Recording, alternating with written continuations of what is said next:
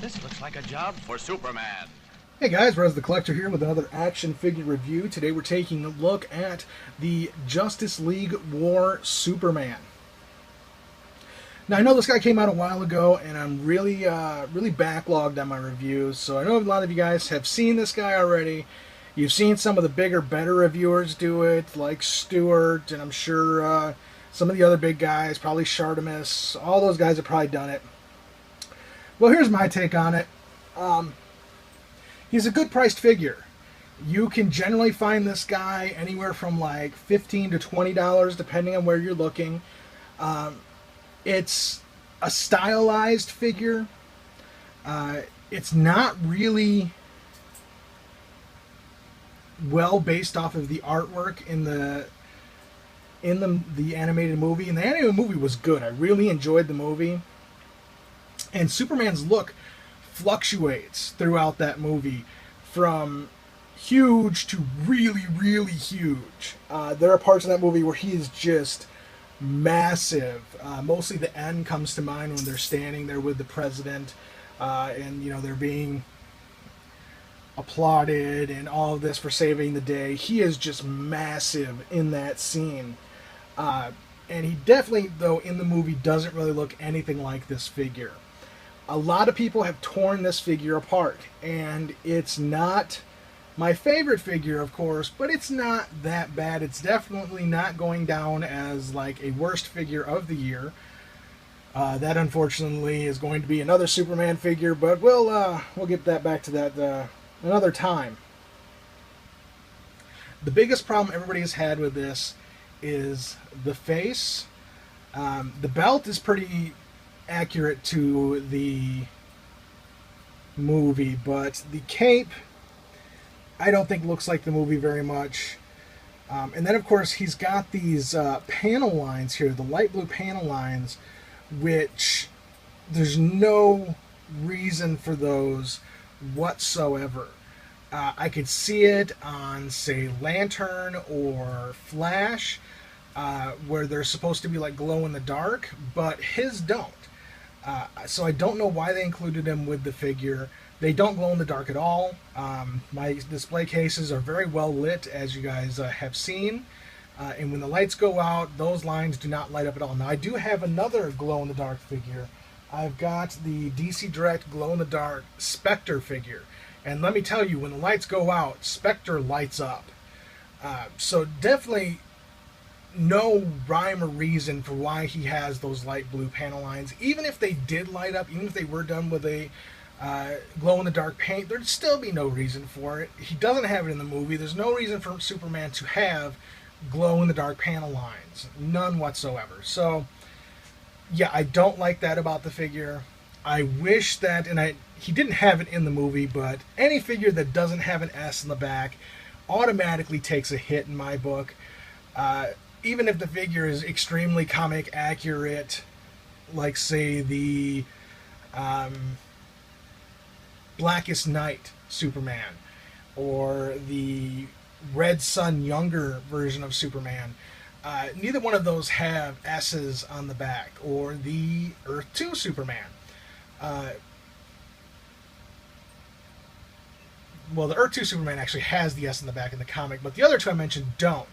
And even though the figures don't have them, which is accurate, it's still, from the back, you still need to be able to tell it's Superman, you know? And there's so many other characters that have borrowed his look or borrowed this look, that from the back he could be any red-caped guy that's not wearing a helmet, basically. So I really would prefer that they have that S on the back of every single Superman figure and every single adaptation, whether it be the comic books, the animated, the movies, the Man of Steel. He did not have it on his back. I don't see a reason for that. That is an iconic part of the Superman costume. It is one thing that they definitely left alone when they moved to the New 52. Yes, they changed the color of it, and they made it not a solid S, so you can see the cape through it, but it was still there. It is an iconic part of Superman's costume and should be left alone. It should be on every incarnation of the figure. That is my opinion. Probably not everybody's opinion. You can thank the dog for that. I feel that the S should be there. Another major issue people have with this figure is the face. More so to pinpoint that, the eyes. The eyes are not good. Basically, they look like stickers. He looks kind of mentally deficient, you know, like he has a developmental disability a little bit. And that's not how Superman should look. Even with that little smirk he's got going on, it's not helping any, because he looks like I want a cookie. You know, then if you get the guy a cookie, he'd go sit in the corner, eat his cookie, and be happy. So I don't dig on that. I'm really basically just kind of ripping on this figure, aren't I? I do like the way the stylized body is, the way that the rib cage comes way out and then slims down, the way the muscles look. The belt, of course, as you can see, is not in any way raised up, and this is just not focusing how I want it to focus. It's basically just kind of, again, like a sticker painted on. Same thing with the boots here, and there's, again, those pointless panel lines. With the panel lines here on the boots, again, it's not a sculpt, it's just paint. And if you're going to do something like this, take the time to sculpt it. I mean, this is a DC Collectibles figure. I mean, if it was a Mattel figure, yeah, I can see that a little bit more. But this is a DC Collectibles figure. If you're going to go ahead and put out something like this, it's going to be based on whatever you're doing. Don't do something like this and just make it, you know, this flat piece of nothing, because it's not. It's an actual belt. There are panel lines. It's raised and lowered here on the boots. So you really I'm just having all kinds of focusing trouble. I really kind of expect more from DC Collectibles than what they gave us with this figure. I guess I'm really not happy with this guy. The S. Again, the S is definitely not a new 52S. It actually very much reminds me of a Christopher Reeve S. And I know a lot of us have a tendency to compare everything to Christopher Reeve, but in this case, it is extremely true. If you look at the middle bar of the S, you can see that it's very, very sloppily done. And well, we all love Christopher Reeve. His S was a very sloppy S. And I'm going to go ahead and pan over to a picture I have on my wall of Christopher Reeve in Superman 3 right after he overcomes evil Superman. So let's take a look. As you can see, Xbox figures, the ever-present but don't want to sponsor me in any way, Dr. Pepper, and Christopher Reeve. Now take a look at that S there. You can see that middle bar is almost identical, and the dogs think my wife is home. That's why they're whining. Sorry about that, guys. Would you two go lay down? Okay, so as you can see there, very, very sloppily done. It rises up as it goes across the middle of the chest the same way it does here. I'm going to go ahead and pause this, guys. I'll be right back. Sorry about that. Okay, like I was saying, as you can see, we get back to the figure, very Reeve reminiscent with this kind of hump that comes up here at this side of the S.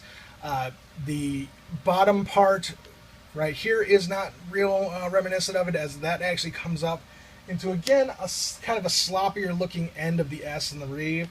But that middle bar there is very, very reminiscent of his costume. So let's go over a full 360. I've still got to purchase myself a rotating display stand, and I just haven't done it because they're only $20-some on Amazon, but for $20-some I can get an awesome new action figure. So I just haven't done it yet. Let's take a look at articulation. Head, that's about as far up as you're going to get. Not real far up. Basically, he's going to be able to look straight forward. This is another one of those figures with the oddly angled neck where it's kind of pushed forward. So it gives him a more forward-looking head from the front. But from the side view, he's kind of like, forward, cookie, cookie. We've got okay for down. You can get some good down there. We've, of course, got a ball-jointed head, so it's going to rotate side to side. And we've got full Exorcist motion there. We've got ball jointed shoulders, a bicep swivel, bend at the elbow. The wrists look like they're supposed to rotate as well, but mine are stuck. And I'm probably not going to mess with that. I can just go ahead and do the heat trick if I need to, but I really don't see a reason to. The hands are in a decent position. Maybe not great on that right hand here, but decent enough. There is no ab crunch or swivel to speak of. We've got the new ball jointed DC Collectibles legs that very much mimic the Mattel legs. We're not going to go back any farther than this because of this butt piece here is preventing any backward motion. But we've got a decent, well, not really decent. We've got some forward motion. I don't want to kind of fight it any more than that because I'm sure this has clear ball joint in the legs and I don't want that to break. So you don't get a whole lot forward, but at least you get more forward than you do back. You've got bend at the knee, no rotation in the thighs, and of course no bend here at the ankle. So he stands very well. He's a great stander. Haven't had him fall over, and as I say that, he'll probably topple over. Haven't had this guy fall over once on me, so that's a good thing. Let's maybe get him a little more centered. Overall, I've been thinking about giving a scale to figures. Maybe out of a 1 to 10, I give this guy a solid 5.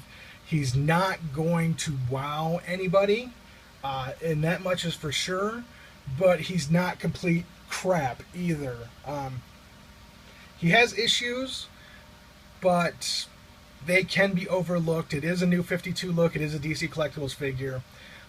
And at least I can say that I do have this figure. This is the only figure from the War series that I have picked up, and the only one I am going to pick up. There, of course, is the Batman ones that are coming out. They didn't do one for War because they were doing one for the Son of Batman. And I don't know that I'm going to pick up Batman, but I am going to be picking up Damian Wayne because I do like some Robins, and I don't have very many of them. And I've got just a metric shit ton of Batmans. So I will be probably picking up that Damian Wayne, but not the Batman War-esque figure. Alright guys, this was kind of a rambling mishmash of a review.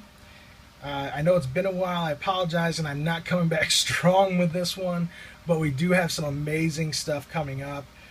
We've got a couple of different Supergirl figures I picked up at the Chicago Comic-Con. I've got the new 52 Power Girl. I've definitely got that Hot Toy coming up. I've got the Earth 2 figures. I've got all of those except for Superman, who I've already done, and Hawk Girl, who I have not yet picked up. But I do have all the rest. I've got both versions of Batman. I've got Wonder Woman. That's an amazing figure. I've got Flash. I've got Green Lantern. So look for all those coming up.